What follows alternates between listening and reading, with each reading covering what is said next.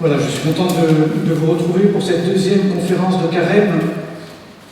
Elle sera évidemment retransmise ensuite sur le site internet de la paroisse, donc je salue tous ceux qui pourront la visualiser et la suivre ainsi. Je voudrais aujourd'hui qu'on médite ensemble la figure de Saint Joseph à travers le regard du pape François. En particulier dans ce petit ouvrage qu'il a écrit, cette lettre, on pourrait dire, Patris Corde, que le pape a écrite, que vous avez peut-être déjà lu, donc si vous l'avez lu, eh bien vous allez retrouver des choses que vous connaissez, mais c'est différent de lire et d'écouter, d'entendre, c'est complémentaire. Le pape a écrit cette lettre sur Saint Joseph à l'occasion d'abord du 150e anniversaire de la déclaration de Saint Joseph comme patron de l'Église catholique par le pape Pie IX, le 8 décembre 1870. Ça, c'est ce qui donne au pape François l'occasion d'écrire sur Saint Joseph. Mais c'est intéressant de l'entendre. Il explique que le contexte de la pandémie lui a aussi fait méditer la figure de Saint Joseph. Pourquoi ? Parce qu'il dit, dans cette pandémie, nous avons redécouvert le rôle essentiel de beaucoup de personnes qui étaient cachées aux yeux du monde, ou dont la fonction était finalement ne brillait pas aux yeux du monde, mais qui se sont révélées absolument indispensables pour que la vie puisse continuer, pour que la société tienne debout. Et c'est vrai qu'on les a applaudis, je pense aux soignants, mais aussi à tous ceux qui ont permis que l'on puisse continuer à se nourrir, à ceux qui, on en avait parlé aussi, ceux qui ramassent les déchets, les poubelles, ceux qui... tous ces gens-là qui sont assez peu considérés, qui sont souvent dans l'ombre, et finalement dont la fidélité à leur travail, à leur fonction, à leur mission, peut-être très ordinaire aux yeux du monde, eh bien nous a permis de continuer à survivre. Et le pape François dit, eh bien, nous pouvons trouver en Saint Joseph l'image de ces hommes qui passent inaperçus, l'homme de la présence quotidienne, dit-il, discrète et cachée, un intercesseur, un guide pour les moments de difficulté. Saint Joseph nous rappelle que tous ceux qui apparemment sont cachés ou en deuxième ligne jouent un rôle inégalé dans l'histoire du salut. Je trouve ça intéressant parce que c'est vrai que c'est ce qui peut marquer chez Saint Joseph, cette différence entre la discrétion, le silence apparent, et en même temps le rôle immense qu'il a eu. Que serait devenue la Vierge Marie, l'enfant Jésus, sans la protection, sans la fidélité, sans le courage de Saint Joseph ? Pendant les premières années de Jésus, donc pendant les premières années de la rédemption, tout a été mis entre les mains de Saint Joseph. Tout a été confié à Saint Joseph. Et pourtant, on n'a pas explicitement, directement, une parole de lui dans l'Évangile. Donc je trouve ce parallèle que le pape fait, voyez,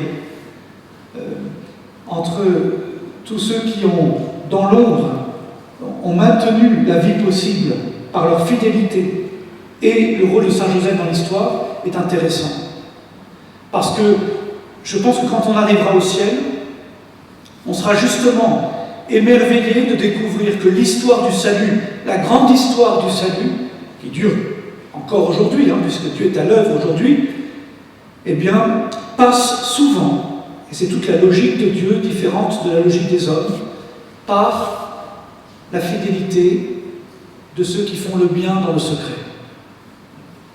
Et c'est vrai du coup, et c'est important et c'est précieux, comme je le dis souvent dans mes homélies, pour chacun d'entre vous,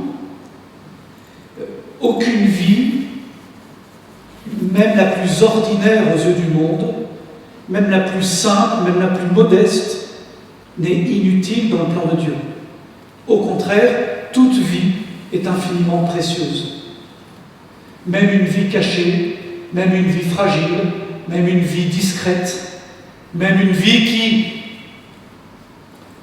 aux yeux du monde, ne va pas changer la face de l'histoire, en fait, peut avoir une fécondité immense et peut vraiment participer à l'œuvre du salut. Voilà le contexte dans lequel le pape François écrit cette lettre Patris Cordé. Je vais simplement vous en faire en quelque sorte un commentaire, une lecture suivie.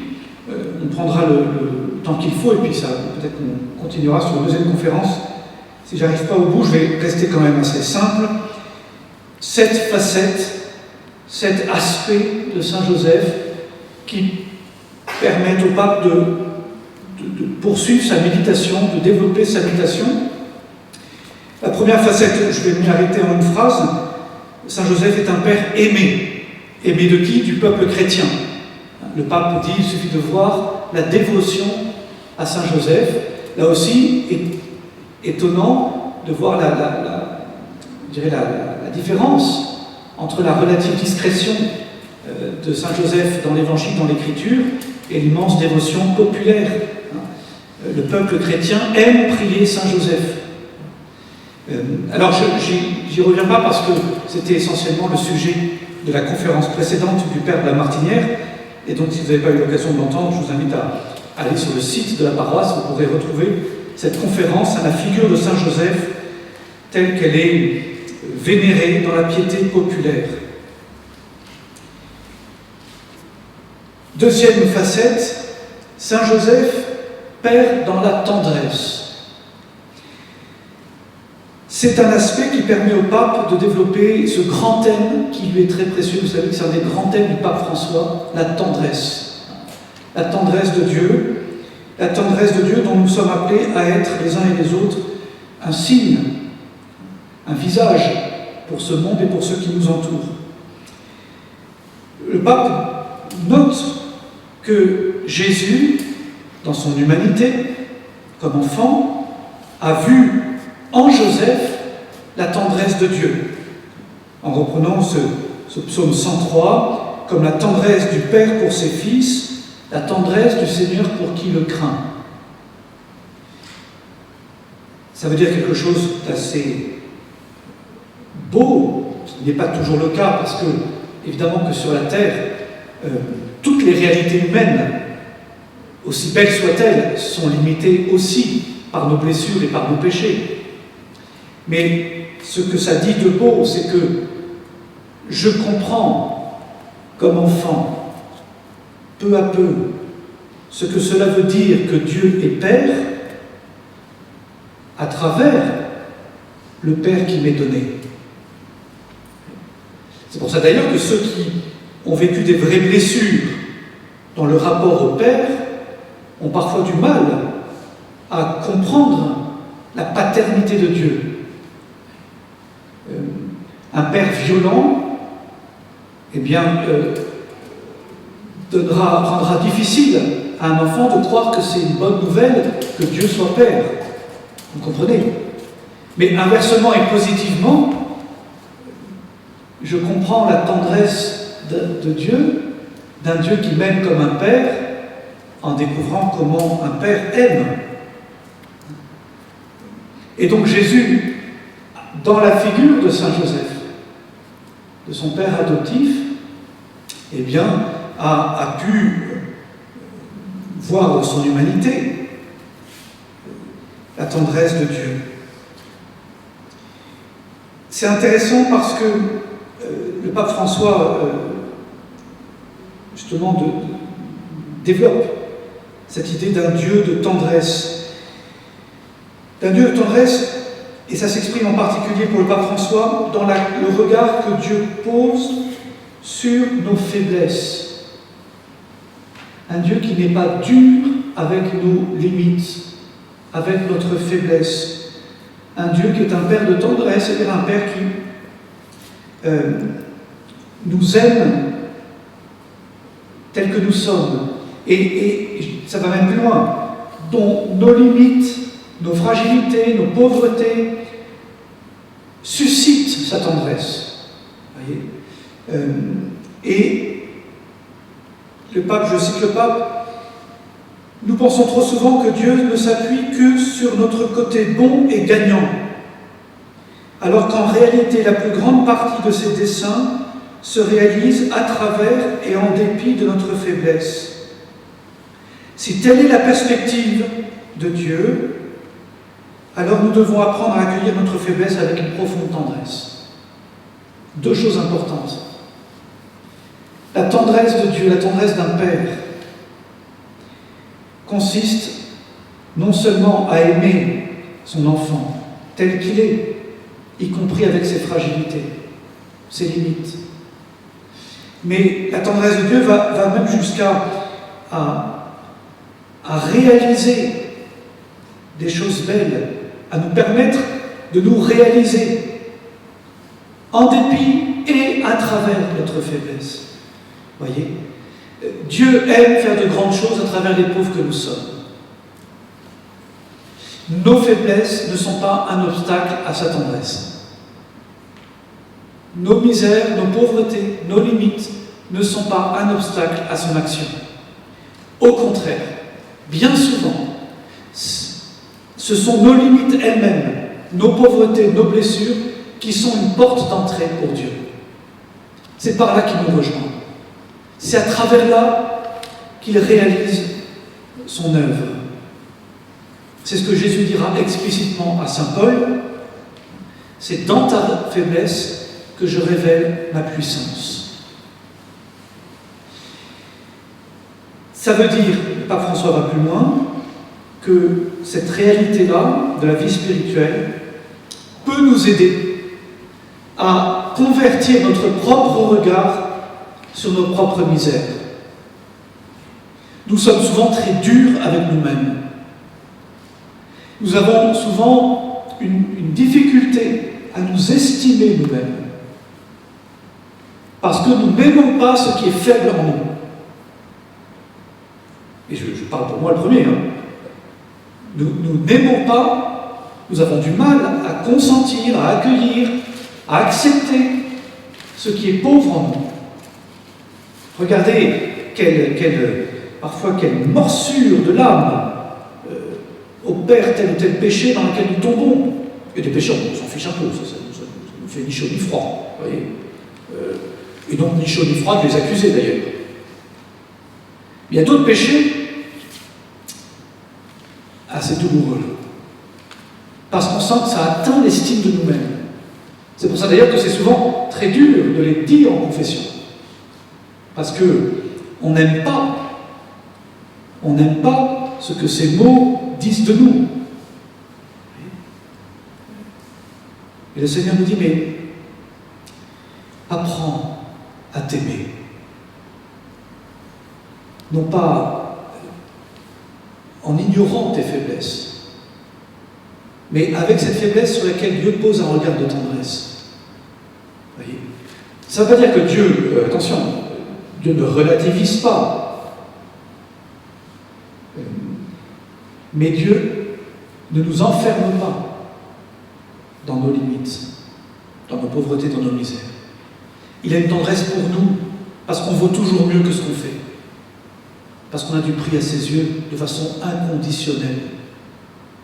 Et parce que souvent, nos fragilités, nos faiblesses vont être justement ce qui va aussi, si on est un peu humble, si on a confiance en Dieu, ce qui va nous aider à accueillir la tendresse de Dieu, à nous laisser consoler. Voyez, en fond, qu'est-ce qui va nous apprendre à nous aimer nous-mêmes? Eh bien, c'est à nous laisser aimer par Dieu. Évidemment qu'on aimerait bien se présenter devant lui sans faiblesse, d'égal à égal, en méritant. Mais c'est pas ça.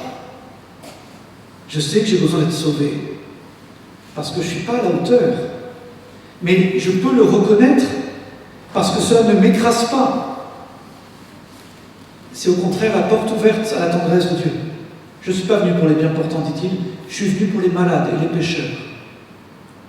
Et donc c'est ainsi que je me laisse aimer. Vous voyez, je dis souvent ça à tel ou tel parfois se lamentent, et je me dis ça à moi aussi, quand on est agacé ou de ne pas faire de progrès dans tel ou tel domaine, de ne pas faire de progrès assez rapide, de retomber sans cesse. Je me dis, mais c'est peut-être ça qui te permet de te rappeler que tu as besoin d'être sauvé, que tu as besoin de Dieu, que tu as besoin de la tendresse de Dieu, que tu as besoin d'être consolé. Voilà. Et tant mieux, tant mieux. Ce serait tellement plus dangereux qu'on puisse imaginer ne plus avoir besoin de Dieu. Nous sommes donc invités à accepter, à accueillir cette part de nous-mêmes qui est parfois blessée ou fragile, et à comprendre que ce n'est pas ça qui va nous empêcher d'avancer avec la grâce de Dieu. Saint Joseph lui-même, dit le pape, a accepté ses limites. Il ne maîtrise pas tout. Et rappelez-vous, mais dès ses fiançailles, c'est quand même chamboulé en permanence. Et alors, je ne veux pas faire de clichés, mais quand même, un homme n'aime pas trop ne pas maîtriser, vous voyez. Et le pauvre Saint Joseph, à plusieurs reprises, il lui faut vraiment lâcher prise, accueillir sa fiancée avec l'enfant qu'elle porte. Comment aurait pu-t-il imaginer être ainsi mis au cœur de ce projet fou de Dieu? Et puis ensuite, à cause du recensement, il faut descendre à Bethléem. Elle est enceinte de plusieurs mois. Imaginez, enfin, c'est la crainte, l'angoisse, il n'y a plus de place. Alors,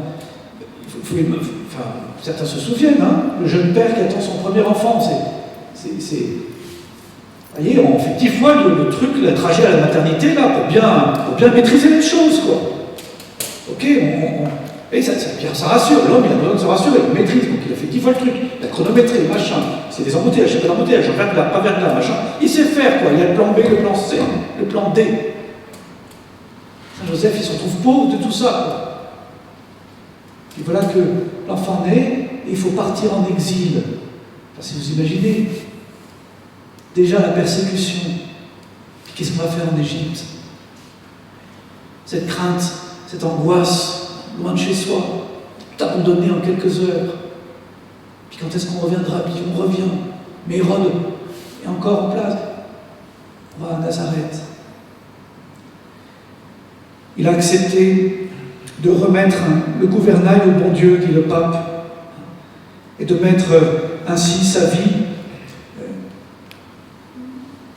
sous le contrôle du bon Dieu. C'est ce que dit le pape François. Il nous enseigne, Saint Joseph nous enseigne que dans les tempêtes de la vie, nous ne devons pas craindre de laisser à Dieu le gouvernail de notre bateau.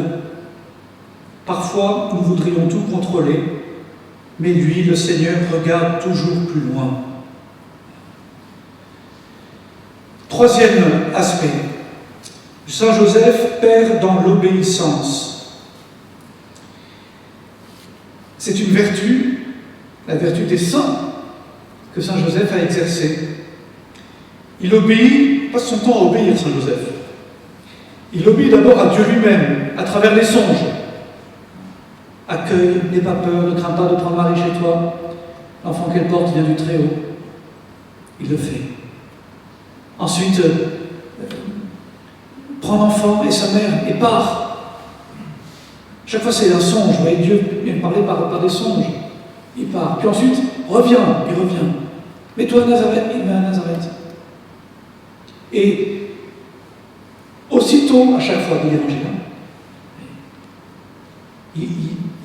il accueille la parole de Dieu, il accueille l'événement, il met tout son courage, sa force au service du projet de Dieu. Il obéit même aux autorités légitimes, enfin en tout cas aux autorités en place. Le recensement, il descend, il se met par la loi. Il obéit à la loi juive, présentation de Jésus au temple, avec l'offrande qui est demandée. Et il aurait pu se dire, il est au-dessus de tout ça quand même. L'enfant qui est là n'est pas n'importe qui. Il obéit, c'est un juste, un homme juste. Il nous apprend les mérites de l'obéissance. Il obéit, il apprendra aussi à obéir à Jésus. C'est un peu bizarre de dire ça comme ça, mais on dit que Jésus était soumis. L'Évangile dit que Jésus était soumis à ses parents. Dans son humanité, Jésus a voulu vivre ce qu'un enfant vit, apprendre à respecter. Et Jésus a voulu, Dieu, quand Jésus a voulu, consacrer cette obéissance légitime à l'autorité légitime des parents. Lui-même a voulu être soumis à ses parents. Mais cette obéissance n'est pas absolue. Il n'y a que l'obéissance à Dieu qui est absolue. Attention. La preuve, Jésus, vous savez, va fuguer, entre guillemets, et ses parents le chercheront 3 jours, le retrouveront au temple en train de parler au docteur de la loi. La Vierge Marie ne peut réprimer un reproche, en tout cas une sorte de cri de douleur et d'incompréhension que nous as-tu fait. Ton père et moi, nous t'avons cherché. Ne savez-vous pas que je dois être aux affaires de mon père? L'obéissance à Dieu est au-dessus de toute autre obéissance. Ça, c'est l'Évangile nous le rappelle. Mais ensuite, Jésus repart et il est soumis à ses parents.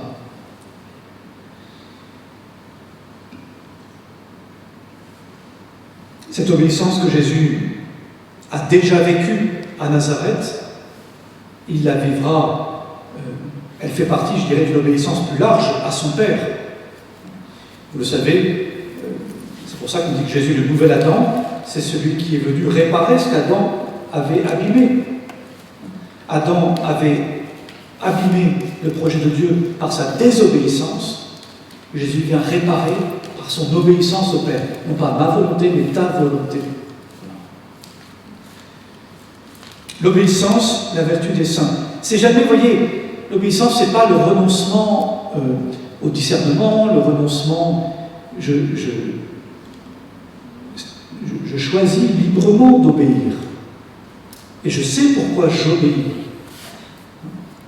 C'est une façon de reconnaître l'autorité de celui à qui j'obéis. Vous voyez? Mais tous les grands saints ont vécu cette obéissance, parfois au prix de beaucoup de souffrances. Parce que l'obéissance n'est pas conditionnée au fait que l'ordre est juste, ou que je suis d'accord. On peut, alors qu'on pensait qu'on méritait, je ne sais pas quoi, une telle promotion, eh bien on peut nous l'avoir refusée, on nous envoie à tel autre endroit, mais il faut accepter. Ça ne veut pas dire que c'est juste, mais ça veut dire qu'on obéit. Dans la vie des saints, il y a eu beaucoup, et souvent, des souffrances, à cause de la jalousie des supérieurs, à cause du manque de reconnaissance, à cause de... Et ils ont obéi. Je pense à Padre Pio en particulier. Pour moi, c'est un modèle d'obéissance impressionnant. Padre Pio qui a été jusqu'à être condamné injustement par son évêque, qui était très jaloux de la renommée de Padre Pio. Padre Pio était vraiment persécuté même. Mais il n'a jamais désobéi. Jamais. Quand son évêque lui enlève les pouvoirs de confesser, il y a des milliers de personnes qui attendent, qui sont venues jusqu'à lui pour se confesser. Il reste dans sa chambre. Il aurait pu dire, mais enfin, non. Jusqu'à ce que la sanction soit relevée. Soit levée parce qu'on aura prouvé son innocence. Voyez ? Toujours un bon critère, ça. Saint Joseph n'a pas mis en avant ses mérites ou sa fonction particulière, sa mission particulière pour être dispensé d'obéir. N'importe qui réclame d'être dispensé d'obéir, c'est toujours louche. Dans l'Église en particulier. Quatrièmement, Saint Joseph perd dans l'accueil. Alors c'est intéressant, le pape François nous montre que la vertu de force que Saint Joseph met en œuvre se réalise dans sa capacité à accueillir les événements tels qu'ils se présentent, à les affronter et non pas à les subir. Je cite le pape. Bien des fois, des événements dont nous ne comprenons pas la signification surviennent dans notre vie. Notre première réaction est très souvent celle de la déception et de la révolte. Joseph laisse de côté ses raisonnements pour faire place à ce qui arrive. Et aussi mystérieux que cela puisse paraître à ses yeux, il l'accueille, ce qui arrive, en assume la responsabilité et se réconcilie ainsi avec sa propre histoire. C'est vrai que c'est dur. On en fait tous l'expérience, d'événements dans notre vie qui à nos yeux, n'ont aucun sens. On ne comprend pas pourquoi ça arrive, pourquoi nous, pourquoi maintenant, pourquoi comme ça, etc. Et que ces épreuves, ces croix, mon père spirituel dit toujours qu'une croix, on la reconnaît sur l'absurdité. Et c'est vrai que c'est peut-être ça qui est le plus dur dans la croix qui nous arrive. C'est que ça n'a pas de sens. On se tape la tête contre les murs en disant « mais pourquoi ?» Si encore, vous voyez, trouver un sens aux choses, ça permet tout de suite de les maîtriser. Ça nous rassure. On maîtrise le truc, ça y est. On possède. Mais quand ça n'a pas de sens, ça nous laisse complètement désemparés. C'est ça qui est le plus dur. Et évidemment, c'est la tentation immense d'une révolte contre Dieu, d'une colère contre Dieu, ou contre la vie, ou contre le monde. Nos pourquoi, nos pourquoi qui sont souvent des cris douloureux lancés à la face du Seigneur, que le Seigneur comprend. Lui-même a voulu connaître ça sur la croix. Mon Dieu, pourquoi m'as-tu abandonné ? Mais ce que dit le pape François ici, c'est que Saint Joseph ne s'est pas contenté, ne s'est pas arrêté au pourquoi. Il aurait pu, à plusieurs reprises, il a eu l'occasion sans doute dans sa prière. Pourquoi ? Mais il est passé du pourquoi au comment. Comment je vais vivre ce que j'ai à vivre ? Comment j'accueille ce qui m'est donné de vivre ? La vie spirituelle, dit le pape, que Joseph nous montre, n'est pas un chemin qui explique, mais un chemin qui accueille. Et c'est seulement à partir de cet accueil qu'on peut entrevoir une histoire plus grande, un sens plus profond.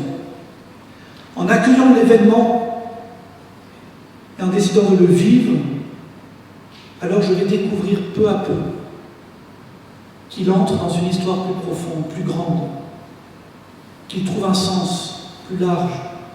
Mais c'est uniquement en vivant les choses que je vais pouvoir le discerner peu à peu. Pas sur le moment. Accueillir ne veut pas dire être passif. C'est au contraire une vertu de force. Seul le Seigneur peut nous donner la force, dit le pape, d'accueillir la vie telle qu'elle est, de faire aussi place à cette partie contradictoire, inattendue, décevante de l'existence. C'est vrai, ça aussi.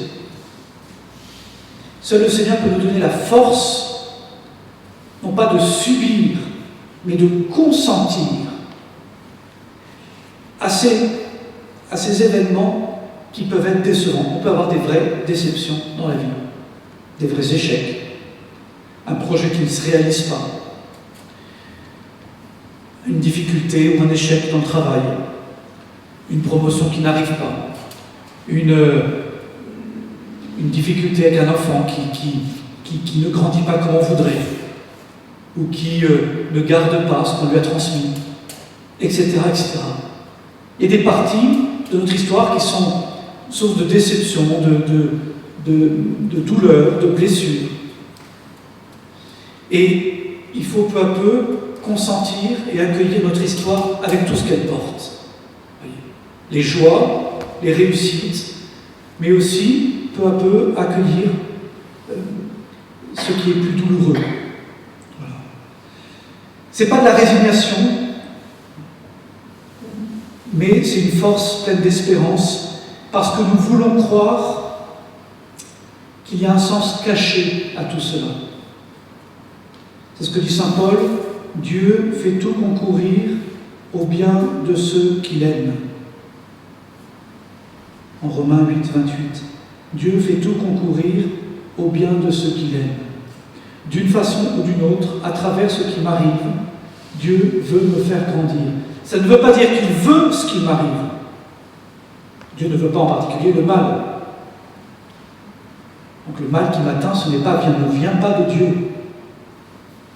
Mais Dieu est capable, c'est sa toute-puissance, non pas de supprimer le mal qui marque la vie dans ce monde, mais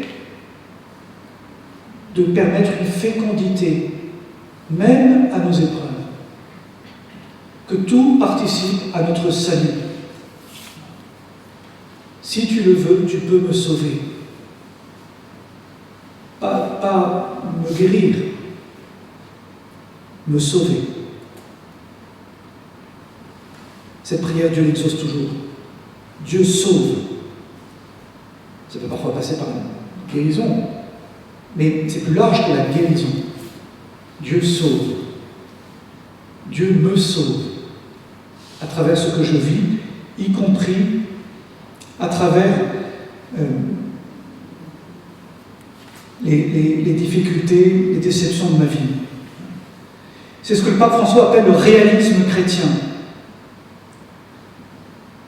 Le réalisme chrétien, c'est de concevoir, d'accepter que la réalité, dans sa mystérieuse complexité, est porteuse d'un sens de l'existence avec ses lumières et ses ombres. Donc le réalisme chrétien, c'est pas fuir le réel, c'est l'affronter comme saint Joseph, les yeux ouverts.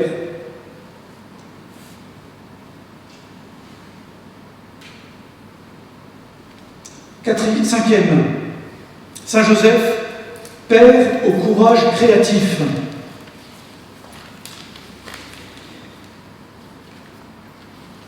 Saint Joseph est l'homme par qui Dieu prend soin des commencements de l'histoire de la rédemption. C'est vrai qu'on se demande parfois dans notre existence pourquoi Dieu n'intervient pas directement, y compris dans cette enfance de Jésus. Pourquoi il n'a pas tué Hérode? Pourquoi Dieu n'a pas, libéré Israël des Romains, ça aurait été plus simple. Pourquoi Dieu n'a pas fait mourir Hérode? Pourquoi Dieu n'a pas, etc. Mais parce que le vrai miracle, justement, de cette enfance de Jésus, c'est Joseph. Le ciel intervient en faisant confiance au courage créatif des hommes. Et c'est effectivement Saint Joseph qui va mettre en œuvre toutes ses qualités, ses talents, pour protéger l'enfant et sa mère. Si quelquefois Dieu, dit le pape, semble ne pas nous aider, cela ne signifie pas qu'il nous a abandonnés, mais qu'il nous fait confiance, qu'il fait confiance en ce que nous pouvons projeter, inventer, trouver. Vous connaissez cette histoire du prêtre qui est sur le toit de son église en période d'inondation.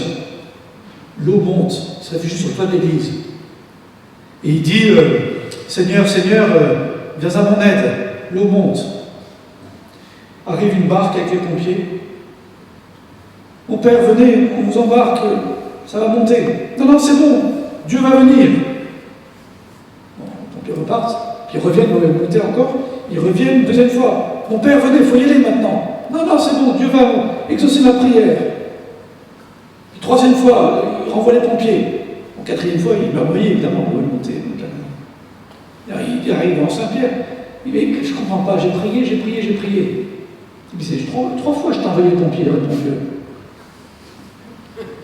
C'est-à-dire qu'on aimerait parfois des interventions, évidemment, glorieuses, magnifiques, incroyables, des signes du ciel qui... Non. Dieu met sur notre route des hommes et des femmes au courage créatif. Dieu compte sur ce courage créatif et sur le nôtre pour aider ceux qui sont autour. C'est par nous que Dieu répond à la prière de nos frères. Et Dieu fait confiance à Saint Joseph. Et Saint Joseph, c'est tout son mérite, a mis son courage d'homme, sa force, son intelligence, son inventivité, sa créativité pour trouver de quoi vivre en Égypte, pour trouver de quoi protéger, comment, je ne sais pas très bien comment ils ont fait sur le chemin de l'exil, etc. Vous voyez ? Mais Dieu lui a vraiment fait confiance. Il n'a pas envoyé des millions d'anges pour les protéger, il n'y a pas une armée céleste. Non, il y avait Saint Joseph, avec sa force et son courage, et cela suffit. Il faut croire dans ce que Dieu nous a donné comme talent, comme capacité d'inventer, comme capacité d'aimer, de servir. Il ne faut pas tout attendre du ciel de façon directe. Dieu aime faire les choses avec nos 5 pains et nos 2 poissons. Ce que disait l'apôtre, vous dites, mais Seigneur, on ne va jamais pouvoir le nourrir. Fais-moi confiance. Donne ce que tu peux. J'ai 5 pains de poisson, ça ne va pas aller loin. Donne ce que tu as. Mets en œuvre ce que tu as. Et puis tu verras. Dieu, lui, est capable effectivement de soutenir, de compléter, de suppléer et de faire en sorte que ce qui doit être fait se réalise avec ce que tu as mis de toi, ce que tu peux donner de toi. Père au courage créatif. Sixième facette. J'avance un peu pour finir à l'heure. Saint Joseph, père travailleur. Dieu fait homme.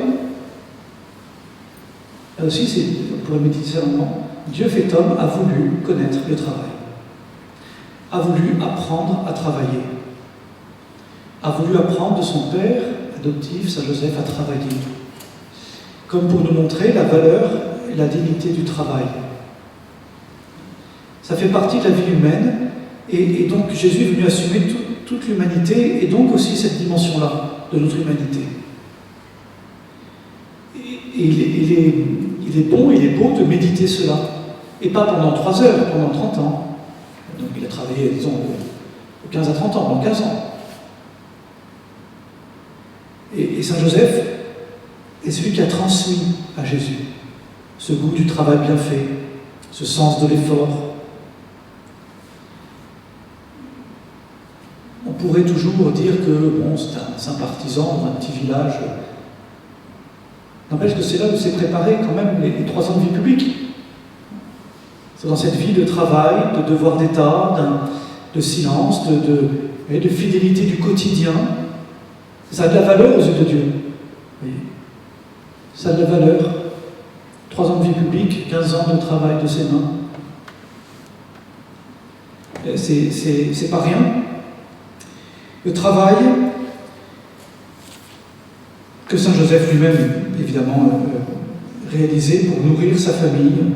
Là aussi, vous voyez, on aurait pu dire, ben tiens, c'est le Fils de Dieu qui est là, chaque jour des anges vont venir apporter le pain, le vin, tout ce qu'il faut, quoi. Mais non. Dieu s'en est remis à la force de travail d'un homme, Saint Joseph.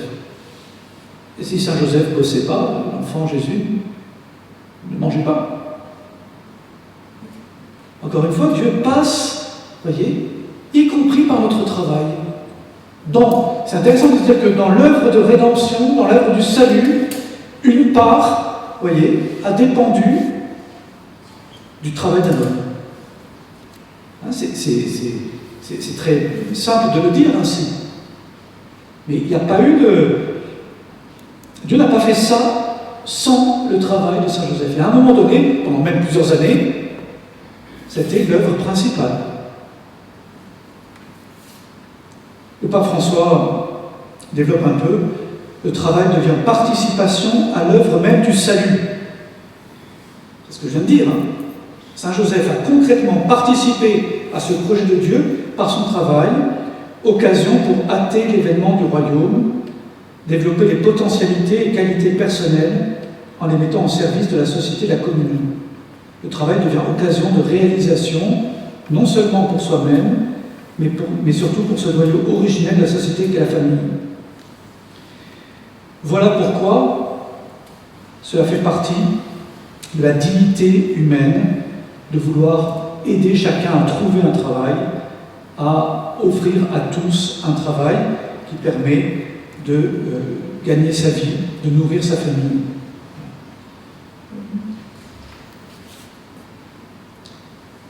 Enfin, et je termine, Saint Joseph, Père dans l'ombre. Saint Joseph a exercé dans l'ombre, c'est-à-dire qu'il n'a pas été mis en lumière, et on sait au fond très peu de choses de lui, de sa vie au quotidien. Mais le plus important qu'on sait, c'est que Dieu a voulu pour son Fils qu'il puisse y avoir cette figure paternelle à ses côtés pour exercer justement cette paternité dont un enfant et un jeune a besoin. Encore une fois, Dieu aurait pu s'en passer, tout est possible pour Dieu. Mais donc tout ce qu'il a décidé a du sens, est source d'enseignement. Voyez ? Puisqu'il aurait pu faire sans ça, pourquoi il a fait avec ça? Il aurait pu faire en sorte que Saint Joseph n'existe pas. Il aurait pu faire en sorte que Saint Joseph ne travaille pas. Il aurait pu faire en sorte que Saint Joseph ait conscience de tout, sache tout à l'avance, etc. C'est pas ce qu'il a fait. Donc tout ça nous apprend, c'est ça qu'il faut méditer.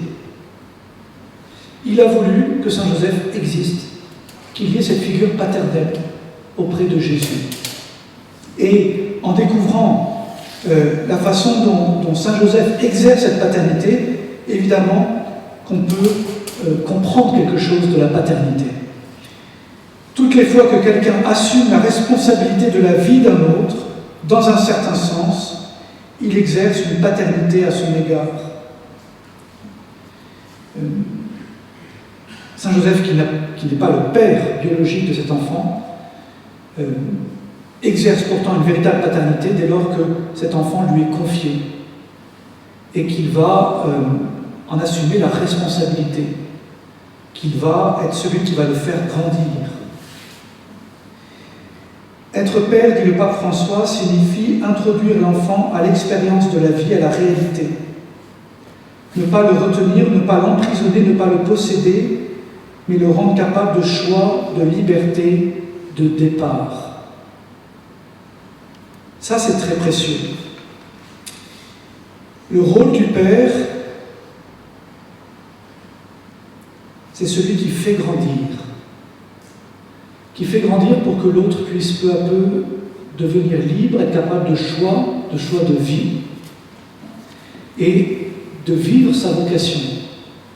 Le rôle d'un père, ce n'est pas de protéger, mais d'amener au monde, c'est-à-dire de préparer à la vie dans le monde, d'envoyer, d'être celui qui rend capable de partir, de prendre des risques,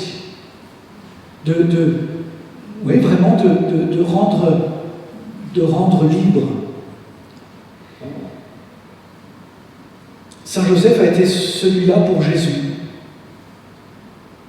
Et ce qui fait que Jésus, à 30 ans, est capable de se lancer dans cette vie publique, dans sa mission, il le doit aussi à Saint Joseph.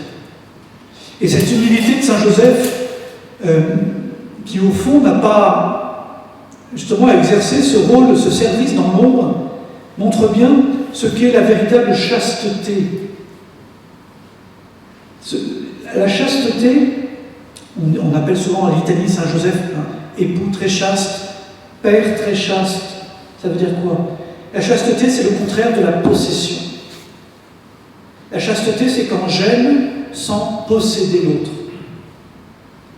mais quand j'aime au service de l'autre. Vous voyez, on réduit souvent la chasteté à ce qui est sexuel, et en plus on confond ça avec l'abstinence. Mais non. On est appelé à la vivre dans le couple aussi. Parce qu'on peut aimer de façon possessive, de façon dominatrice, de façon égoïste. Mais on est aussi appelé à exercer ça dans la façon, dans les responsabilités qu'on a, dans la façon d'exercer cette paternité. Et c'est vrai pour le prêtre aussi, dans l'accompagnement spirituel. On a parlé des dérives de cette paternité spirituelle qu'on a vu chez certains gourous, ou chez ceux qui se sont comportés d'ailleurs, laïcs ou prêtres, mais en gourou. C'est-à-dire dont l'autorité spirituelle s'est transformée en instrument de possession, où on utilise l'autre pour soi, où on ne rend pas l'autre libre, mais on lui met la main dessus. Ça peut être vrai aussi, vous voyez, pour des parents. Quand, par exemple, j'enferme mon enfant dans le projet que j'ai pour lui ou pour elle. Quand, soit par crainte, soit par angoisse, soit parce que je ne veux pas le perdre, eh bien je l'empêche de grandir au fond et quelque part de pouvoir un jour faire sans moi. C'est ça qui est très dur pour les parents. C'est de laisser partir, c'est d'accepter qu'un jour, je ne serai plus nécessaire. Et c'est toute la difficulté, vous voyez, la générosité de cette vocation de parent. C'est plus j'aime mon enfant, plus je vais lui permettre de faire sans moi. Et c'est pas simple, parce qu'en même temps, on a besoin, nous aussi, d'être aimés en retour. Qu'est-ce qui est le plus difficile quand même pour des parents? Mais c'est vrai pour un prêtre aussi, hein. C'est justement cette dépossession, ce décentrage dans la relation. Saint Joseph met l'enfant et sa mère au centre de sa vie. Et lui, il est dans l'ombre. Il aide à grandir. Il se met au service de la vocation inouïe de son épouse et de cet enfant. Il est serviteur jusqu'au bout. Là où il aurait pu être simplement, vouloir ramener à lui, puisque c'est lui qui avait la force, puisque c'est lui qui protégeait. Au contraire, tout en assumant son autorité paternelle, mais il la vit comme un service. La véritable autorité, c'est toujours un service. Et il accepte, finalement, de laisser partir. Et c'est ce qui va se passer, y compris par sa mort même. On ne sait pas très bien quand est-ce qu'il est mort, mais sans doute, en tout cas, il est mort avant que Jésus commence sa vie publique, puisqu'à Cana, on dit que Jésus est là à Cana, et seule sa mère est là. Inenvisageable que Marie vienne faire la fête à un mariage sans son époux, si son époux est toujours en vie, c'est pas possible. Donc c'est ce qui nous fait dire que Saint Joseph est mort à ce moment-là. Quand est-ce qu'il est mort, je ne sais pas. En tout cas, c'est intéressant de voir qu'il est tellement au service, vous voyez, de l'enfant et de sa mère qu'à un moment donné, il s'efface complètement. Et ne poursuivent leur chemin que Jésus et la Vierge Marie. Il accepte au fond, il consent, voyez, à ne pas être là toujours, tout le temps. Il a donné ce qu'il pouvait, et puis ensuite, voilà. C'est pas facile, parce que quand on donne beaucoup, comme parents, comme amis, à la chasteté, c'est aussi dans les amitiés, comme prêtre, eh bien, évidemment qu'on a besoin d'un retour. L'ingratitude des enfants est parfois douloureuse quand même. Combien de fois les mamans se plaignent que leur fils ou leur fille, un peu moins leur fille souvent, mais n'appellent pas trop depuis qu'il est marié, depuis qu'il est parti loin, ne répond pas trop SMS, sauf quand ils ont besoin. Quand il y a du linge sale, un peu trop, qui commence à faire, la montagne commence à être là-haut. Mais c'est vrai qu'il y a une forme de... On ne se rend jamais assez compte, vous voyez, de ce qu'on doit à nos parents. C'est pour ça qu'il est toujours précieux de prendre le temps de leur dire merci. Et que souvent, c'est en voyant parfois un peu, pas l'ingratitude, mais aussi parfois le manque de retour de la part de ceux à qui on a donné, qu'on comprend peut-être ce que nos propres parents ont pu vivre. Et là on se dit, mais moi, est-ce que j'ai dit merci suffisamment au mien? C'est pas si simple. Mais j'admire, ça me fait d'autant plus admirer cette façon dont Joseph reste au service. Et puis, pour terminer, le pape François dit, tout cela, Joseph l'accepte pas simplement comme un sacrifice. Le bonheur de Joseph, dit-il, n'est pas dans la logique du sacrifice, mais du don de soi. Et je trouvais ça intéressant de réfléchir à ça. Je n'avais jamais vu la distinction vraiment. Il y a cette part de sacrifice qui fait partie de la vocation d'un père, d'une mère. On est capable de beaucoup de sacrifices pour ses enfants. Mais le sacrifice, il y a une dimension, enfin il y a un aspect dans le sacrifice qui pourrait donner l'impression que c'est encore un peu subi. Passer du sacrifice au don. Je ne fais pas simplement le sacrifice de cela, je le donne. Vraiment, j'adhère à ce qui m'est demandé, à ce que j'ai à offrir. C'est pas juste, je m'y résigne en sacrifice, mais j'entre. Ce que le pape explique ça un peu, il dit, on ne perçoit jamais chez Joseph de la frustration, mais seulement de la confiance. Son silence persistant ne contient pas de plainte, mais toujours des gestes concrets de confiance. Toute vraie vocation naît du don de soi, qui est la maturation du simple sacrifice.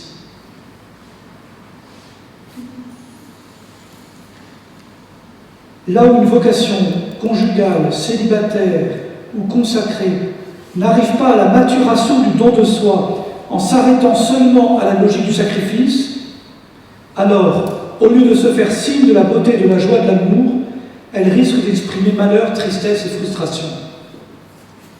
Si j'en reste simplement au sacrifice cumulé, dont je fais en plus le compte, eh bien, je subis, et finalement ça va rejaillir. Et parfois on le voit chez des personnes, après des années de mariage ou des années de vie de famille. En fait, on sent qu'il y a une forme d'amertume, parce que on a accumulé, mais au fond, on n'a vraiment jamais accepté. Alors que quand on est dans la logique du don de soi, on donne, on a tout donné, on ne reprend pas, on a vraiment donné. Et donc on a donné de façon, on allait jusqu'au bout du don de soi. Et on n'a pas donné avec condition, oui, mais sans attendre d'autre récompense que de savoir que je fais votre sainte volonté, comme dit la prière. Et j'aime, vous voyez, le pape dit pas que le sacrifice n'existe pas, mais que le sacrifice mûri devient le don de soi, devient don. Et tous les sacrifices qu'on a à vivre les uns les autres, les sacrifices qu'on a à faire, les renoncements qu'on a à faire, parce qu'ils sont portés par notre vocation, notre rôle, notre mission, de chrétiens, de parents, de prêtres, autres, comment on les mûrit peu à peu pour les donner, en fait. Je me suis posé la question pour le célibat des prêtres. Parfois on dit c'est le sacrifice qu'on fait pour... Mais ça ne doit pas être simplement le signe d'un sacrifice. Parce que le jour où le prêtre est un peu éprouvé, alors le sacrifice va lui apparaître très lourd, ou un prix trop lourd à payer. Il faut que ça devienne un don, une façon de se donner. Mais c'est vrai au fond pour toutes les exigences de la vie chrétienne, pour toutes nos fidélités. Si je les vis que un peu contraint et forcé pour rester fidèle à Dieu, bon. Mais tout l'enjeu est de trouver le chemin pour peu à peu les vivre vraiment comme une façon de me donner. C'est enfin, dit le pape, en Saint Joseph, qu'on comprend que toute paternité reste un signe de la paternité, d'une paternité plus haute qui est celle de Dieu, qui est celle du Père Céleste. Et c'est pour ça que il nous faut apprendre pour être père, pour le devenir, pour le vivre, à contempler cette paternité de Dieu, comment Dieu exerce son amour vis-à-vis de nous. C'est une paternité qui est toujours au service de notre vocation. Même Dieu lui-même nous laisse libre.